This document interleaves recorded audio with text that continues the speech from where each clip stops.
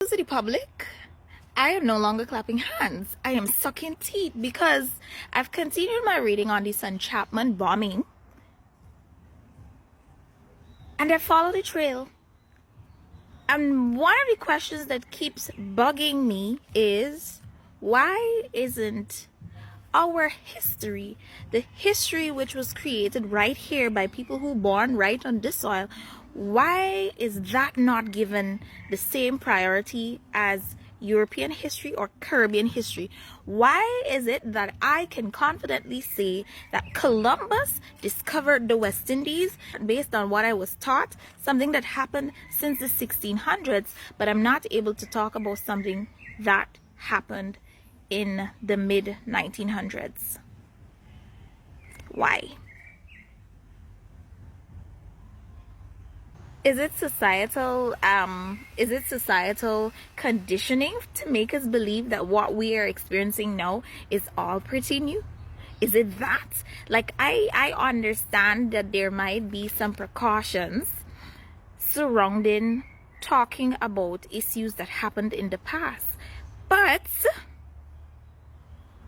if we can speak about indentureship and we can speak about slavery, then we could talk about what happened in the 1900s. We could talk about what happened during the early stages of us self-governing. It's not making sense to me.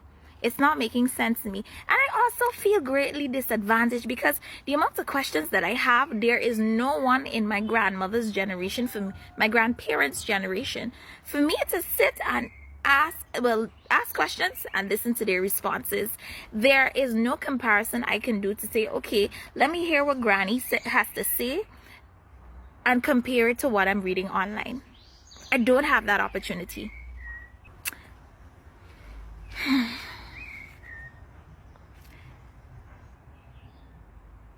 I have no structure for what I'm about to say, so I might be saying things because I don't know when they occurred, and based on the information that I've accessed, they don't all give you dates. So I'm just going to mention things. And if you are someone who big, as in you're being around when these things happened, please fill the gaps, because I might have some gaps here. Tell you about the Chapman incident. The Chapman was a ferry that traversed between Linden and Georgetown.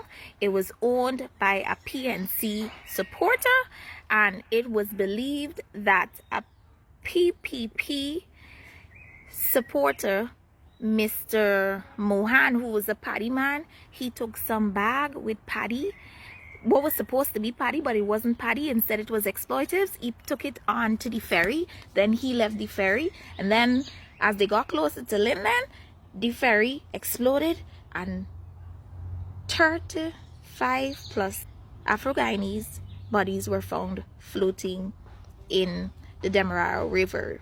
Those were the persons who were on board. Then there's the whole confusion as to who exactly is responsible for this thing, because on one hand you hear is the PPP, on another hand you hear is the PNC had something to do with it.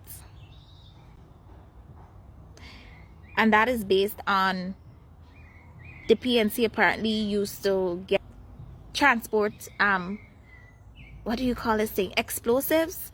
They forgot the explosive, they placed the explosives somewhere in the ferry near to something, and then the ferry exploded. But to look the 1960s, I found out, was wild. It was wild because for whatever reason, and I'm not gonna say whatever reason, I'm going to start making conclusions. Because of politics, things just went, hey, I understand. I have read in the past that there was a little divide since indentureship period between the Indians and the Africans, but the 1960s just intensified whatever divide previously existed. There was the Indo-Guyanese against the Afro-Guyanese, the Afro-Guyanese against the Indo-Guyanese, the PNC against the PPP, the PPP against the PNC. And when we have to look at it, you have to look at both race and politics together. You can't separate them. Who wasn't being murdered? There were arsons, there were attacks. A whole lot was going on. 1964 in particular, listen, that was a year. It just seems to me as if it was a year where everybody said, bets do for do ain't obia. So whatever you do to me, I doing you back. In 1964, the early part of 1964, there was a Gau strike. So that caused disagreements. I don't even know if that's the right word. That caused feud between those who were striking and those who weren't striking. There was even, hold on, I got my notes. There was even there was even an account that there was a bombing at Teen. Now when I thought the Son Chapman bombing was the first one again, I don't know. 2 non-strikers were killed by the bombing. You had a case where one strike supporter was crushed to death in Lenora. There was the killing of a Christian pastor in Maikoni. Apparently he was Afro-Guyanese. Continuing.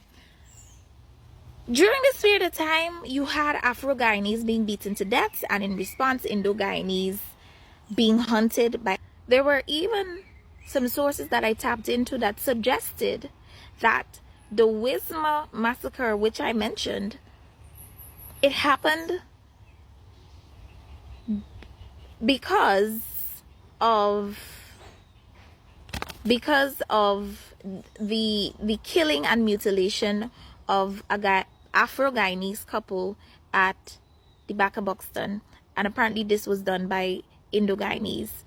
That incident followed Indo-Guyanese and their property being attacked in Georgetown. There was a state of emergency. The Wisma massacre took place. After the Wisma massacre took place, there was, before we get to the Wisma massacre, there was, I am not sure about this. I'm not too sure about the dates. I believe just one of these. I read in one article, this man gave his accounts of his home in Charlestown being firebombed. Then there was the case of Arthur Abraham, who was the permanent secretary to the premier's office. I think Jagan was the premier. Look, help me to fill in the gaps. His home was torched. Him and 7 out of his 8 children were burned to death. This was an Afro-Guyanese man. There was the issue of the Ishmael family, the tragedy that happened in Tain village. Their home was also razed to the ground. I'm assuming it burned down, if that's the right meaning. And there was mention of his wife being raped and murdered. The Son Chapman is believed to be a response to the Wisma massacre.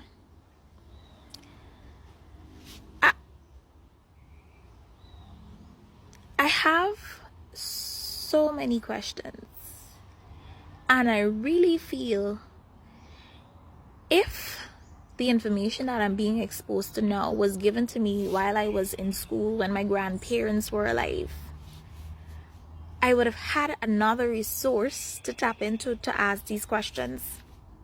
Another resource to give my research some credibility, to help me to understand. I can't ask my parents. My parents either didn't born then or they were very small. Very, very small.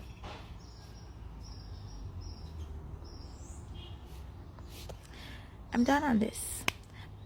But I would like to be alive when Guyanese history is made a subject in our school's curriculum. I would love to be alive to witness that.